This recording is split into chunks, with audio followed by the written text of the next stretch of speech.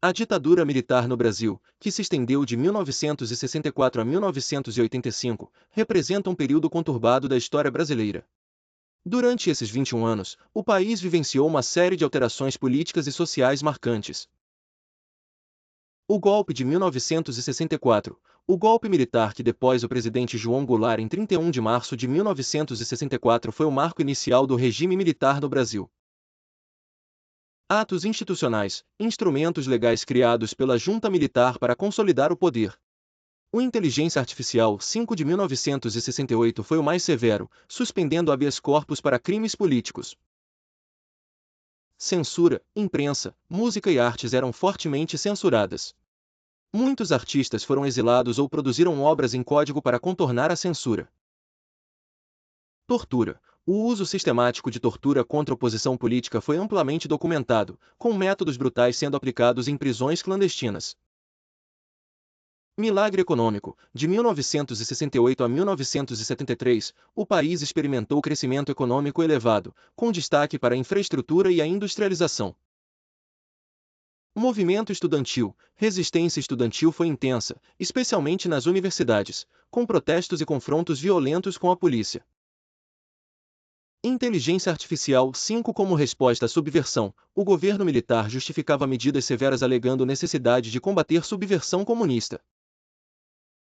Exílio. Muitos opositores políticos, incluindo ex-presidentes, buscaram asilo no exterior para escapar de perseguições. Principal eleitor na educação. Apesar da repressão, o período também foi marcado por investimentos significativos em educação técnica e superior. Greves. Apesar das tentativas de repressão, houve greves significativas ao longo do regime, notadamente no setor metalúrgico. Repressão cultural. Festivais de música e manifestações artísticas eram frequentemente alvos de censura, buscando silenciar vozes críticas. DOPS, Departamento de Ordem Política e Social, foi uma das principais polícias políticas, responsável por monitorar e reprimir dissidentes. Abertura política. A partir da década de 1980, o regime iniciou um lento processo de abertura política, impulsionado por pressões internas e externas. Diretas já. Movimento em massa no início dos anos 80 que exigia eleições diretas para presidente, simbolizando o desejo de retorno à democracia.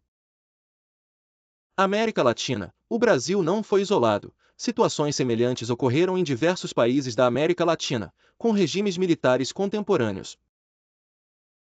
Médici e a propaganda. Sob o governo Médici, houve forte uso da propaganda para moldar a percepção pública de que o Brasil vivia um milagre de desenvolvimento.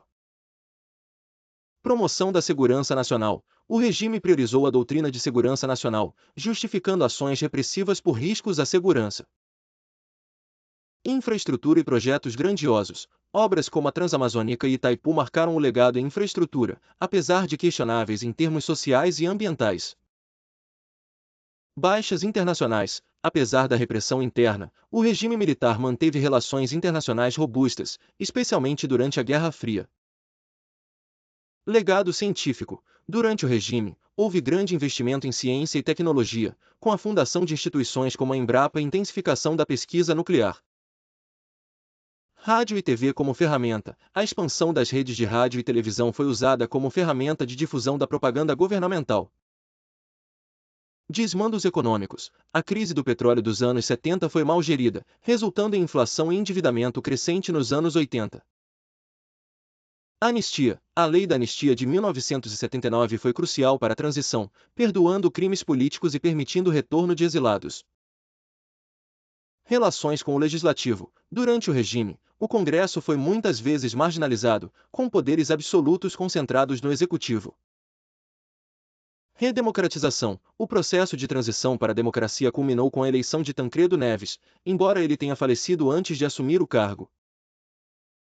Impacto na música popular. Movimentos como a Tropicália sofreram forte repressão, mas também se tornaram símbolos de resistência cultural.